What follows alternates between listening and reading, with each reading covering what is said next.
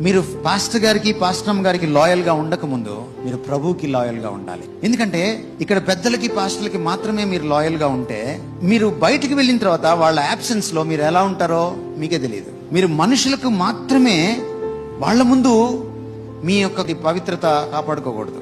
మన దేవుడు పరిశుద్ధుడు కనుక మీరు పరిశుద్ధులుగా ఉండాలి. మీరు పాస్టర్ గారి కోసమో, పాస్టరమ్మ గారి కోసమో, అయ్యగారి కోసమో, అమ్మగారి కోసమో పరిశుద్ధంగా ఉండకూడదు. మీరు ప్రభు కోసం పరిశుద్ధంగా ఉండాలి. ఆయన కోసం మాత్రమే మీ పరిశుద్ధంగా ఉండకూడదు, ఆయన లాగా పరిశుద్ధంగా ఉండాలి.